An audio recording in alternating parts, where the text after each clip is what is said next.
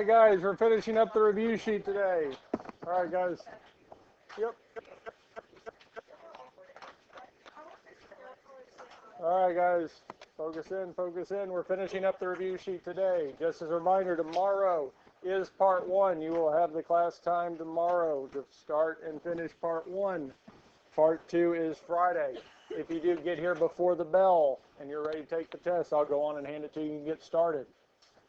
Now, we did start 26. We did 26 yesterday. We'll do 27 today. And again, the formula for the quadratic formula is negative b plus or minus the square root of b squared minus 4ac all over 2a. And this is referring back to our ax squared plus bx plus c is equal to 0. Now, if the equation is already equal to 0, we don't have to do anything to it. We just need to find a, b, c, plug it in. But 27, just like 28, is not equal to 0. We need to get this equation equal to 0. And to do that, we need to add 4x squared to both sides. Telling us that 4x squared minus 7x plus 6 is equal to 0. It also tells us that the value of a is 4, b is negative 7, and c is 6. X is equal to, so negative b, so negative 7 plus or minus the square root of b squared, so negative 7 squared, minus 4 times our a, which is 4, times c, which is 6, all over 2 times a.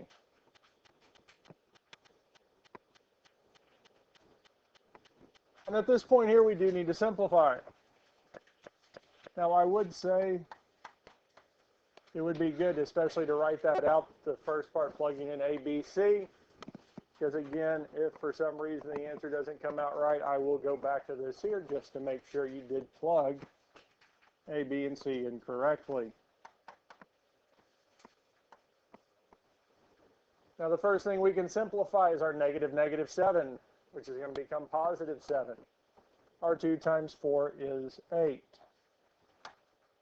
Now, at this point here, we can plug it into the calculator. Negative 7 squared minus 4 times 6, which is negative 47.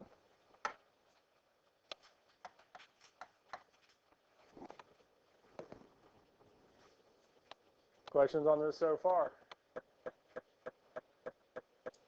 Now, at this point here, the square root is going to simplify. Because no matter what the square root of 47 is, the negative part of this, the negative part of the negative square root of 47, is going to come out as I. If the negative is inside that radical, you have to simplify by bringing that I, that negative, out as I for sure.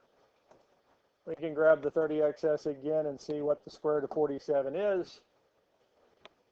Square root of 47. If it reduces, we need to reduce it.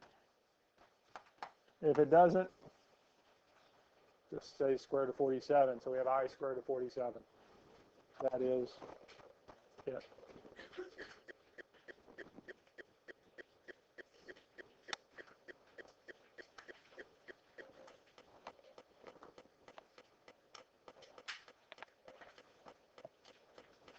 Questions on 27?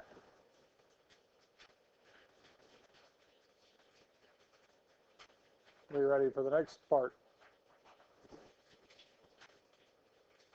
28, 29, 30. We want to find the value of the discriminant. The discriminant is our b squared minus 4ac. There's 3 cases we can have with the discriminant. It's either greater than 0, equal to 0, or less than 0. If the discriminant is greater than 0, we have 2 real solutions. If it's equal to 0, we have 1 real solution, and if it's less than 0, we have 2 complex solutions. So if it's greater than 0, we have 2 real solutions. If it's equal to 0, we have 1 real solution. If it's less than 0, we have 2 complex solutions. Do we want to look at 28 or 29 first? 29. With these here, with the discriminant, we still need this equation equal to 0. So the first thing we can do is subtract x from both sides, telling us that negative 2x squared minus x minus 6 is equal to 0. Because once we get it equal to 0, we need to plug in the values of a, b, and c into our b squared minus 4ac and see what its value is. Now the value of b in our case here would be negative 1.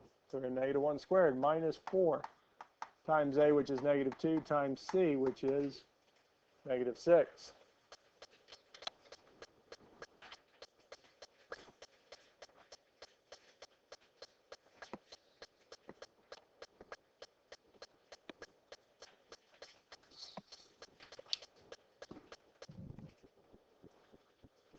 At this point here, we can type this into the calculator. Negative 1 squared minus 4 times, it was negative 4, negative 2 times negative 6, negative parentheses, giving us negative 47. There's the first part of your answer for this here. We need to find the value of the discriminant. Here it's negative 47. Now is that value greater than 0, equal to 0, or less than 0? Less than 0. Since it's less than 0, we have 2 complex solutions. That's all I'm looking for this here is find the value of the discriminant. Here it's negative 47. And since it is negative, it's less than 0, we have 2 complex solutions. And that's it.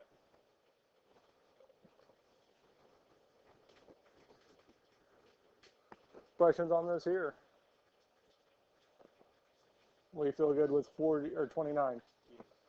Let's look at 30. 24x equals negative 48 minus 3x squared. Again, we need to get this equation equal to 0. We can do that by subtracting 24x from both sides.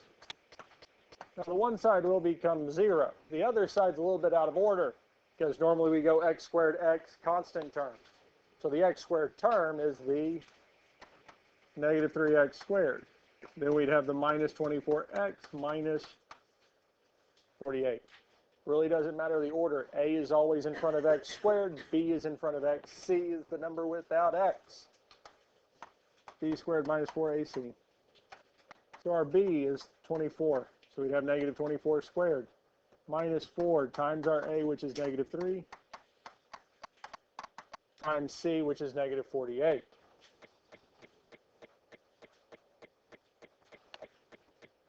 And we can plug this in. There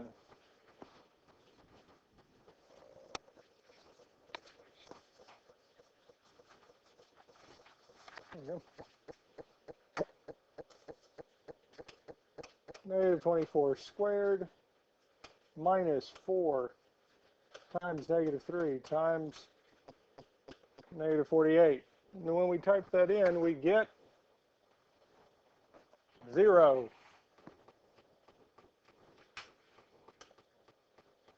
So yes, because 0 is the first part, and since it is equal to 0, we have one real solution. Since the discriminant is equal to 0, we have one real solution. Now, if the discriminant is greater than 0, we will have 2 real solutions. Questions on 28, 29, or 30? We feel good with these here.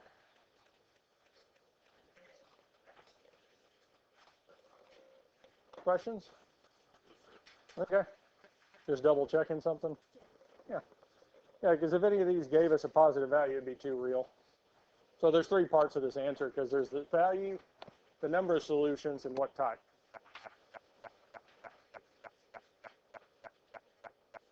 Questions 31 through 33. Find the value of c and then factor it.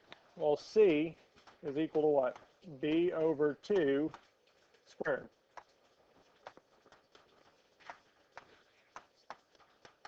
We'll start with 31. X squared minus 24x plus c. What's the value of b? Negative 24. So we can plug it in. Telling us that c is equal to negative 24 divided by 2 squared. Does negative 24 over 2 reduce nicely? It reduces to negative 12 squared. If it reduces nicely, we're going to reduce it. Negative 12 squared, we can plug that into the calculator, and we would get 144. So, what it's wanting us to factor at this point is x squared minus 24x plus 144. Now, since this is a perfect square trinomial, we'll have a single set of parentheses being squared. We will have x for sure. Now, the number and sign that go inside the parentheses with x is the number and sign of what was inside our parentheses before we squared it. And I would take the number after we simplified it. Since it's negative 12, we'd have x minus 12 squared. And again, on this here, I'm mainly looking for the value of c in the factored form. You could plug it back in if you want to get x squared minus 24x plus 144, or just tell me c is 144 and have it factored.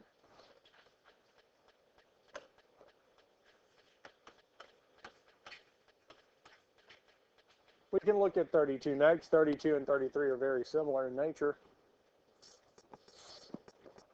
For 32, what is the value of b? So c is equal to 29 over 2 squared. Does 29 over 2 reduce nicely? Not reduce at all. No, it's just 29 over 2, yes? So leave it.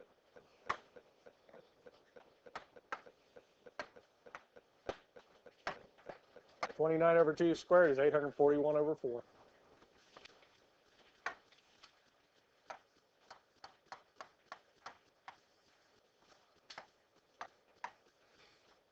That's our value of c. So again, we can plug it in and replace c, but again, all we're wanting to find is the value of c and factored. And again, the number and sign that goes inside our parentheses in factored form is the number and sign inside parentheses to find c before we squared it, telling us the factored form is x plus 29 over 2 squared.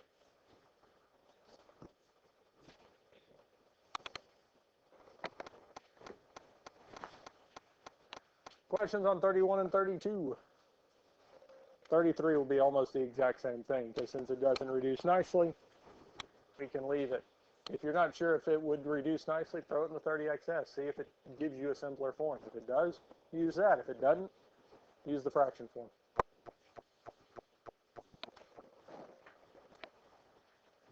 Questions on 32 or 33?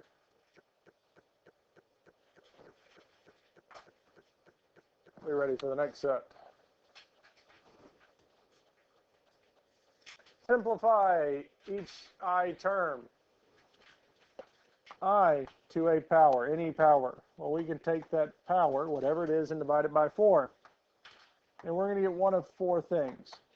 We're either going to get a number 0.25, which is telling me that it reduces to I. The decimal could be 0.50, which reduces to negative 1. It could be 0.75, which reduces to negative I. Or it could be 0.00, or there is no decimal given, which means it reduces to 1. It would be helpful to have those written down so that, again, you can refer back to it. Because, by the way, I am going to erase that front whiteboard. Now, A3, which one do I want to try first? Or see done first? D. I to the 2,874. I'd take the calculator, 2,874 divided by 4 is 718.5.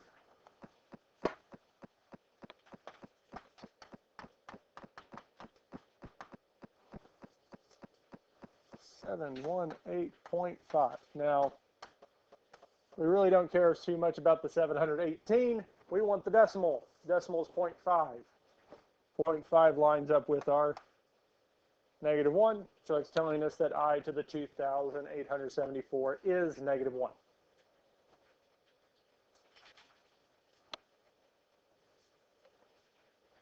Is there another one y'all want to look at?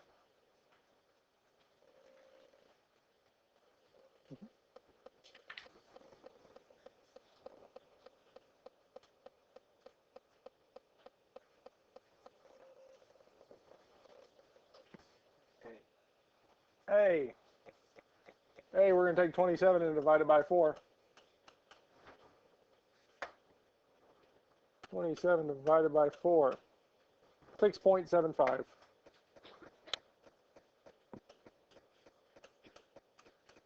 0.75 lines up with -I, so I to the 27th is -I.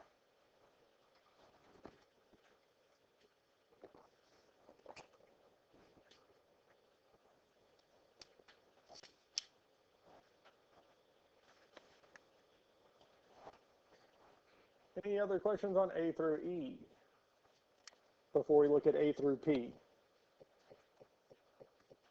Well, we'll look at A through E first before we look at further. Do we feel comfortable with powers of I? All right. Let's go A through E. Which one of these addition and subtraction do y'all want to look at first? A and E. So we have 189I minus 361I squared plus 71I squared minus 38I to the 4th. So, parentheses, 189. So to get I, we go second decimal. Minus 361 second I squared. Plus, parentheses, 71 second I squared minus 38 second I to the 4th. We can type it in exactly like it looks like. Make sure to put those parentheses around it just in case, especially with subtraction. And in this case here we do get 252 plus 189I. That's it.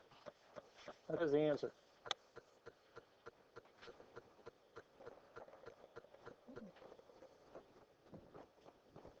Like if we looked at, say, D, 74 minus 6, second decimal for I, minus 27 minus 3I is 47 minus 3I. That's it.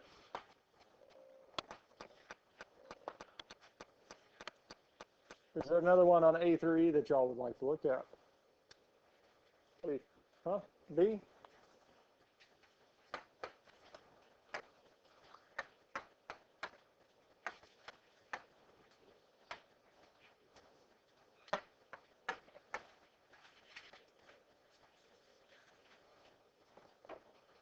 Yeah, A through E, especially those addition and subtraction, I'd type it in exactly as it looks like. Let the 84 plus work it there.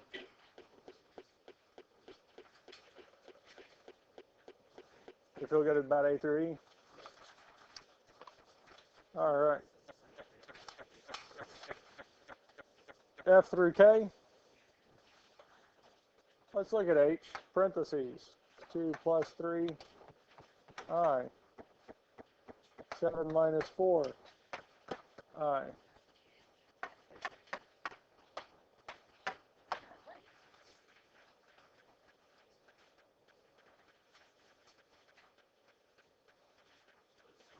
Same thing. Addition, subtraction, multiplication. We can just type it in exactly as it looks. Almost. We have to do something a little different. the 84 plus CE, you can type it in fractional form. But for division of these here, so like L, we have to type it in as 8 minus 4I divided by 3 minus I. We have to put parentheses around the top and bottom, otherwise it will give you the wrong answer. So in the graphing calculator, we have to do parentheses, 8 minus 4 second decimal for I, parentheses, divided by, parentheses, 3 minus second I, close parentheses, enter. Again, so the answer that you give for division, I need it fractional. You can't, I'm not going to give you credit for decimal on these here. And there's one main reason I want it as fractional and not decimal. Okay, we watching this here? Math, enter, enter. 3 buttons. Math, enter, enter, and it's a now fraction.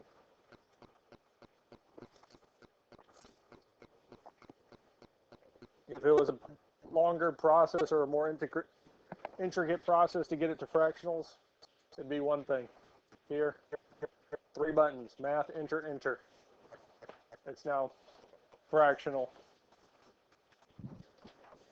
If the answer that you get does not have decimals at all, you have the answer. But if it does give you a decimal for either one, we need to turn it to fractions. Any questions on our complex numbers with addition, subtraction, multiplication, or division? Are you ready for the last part?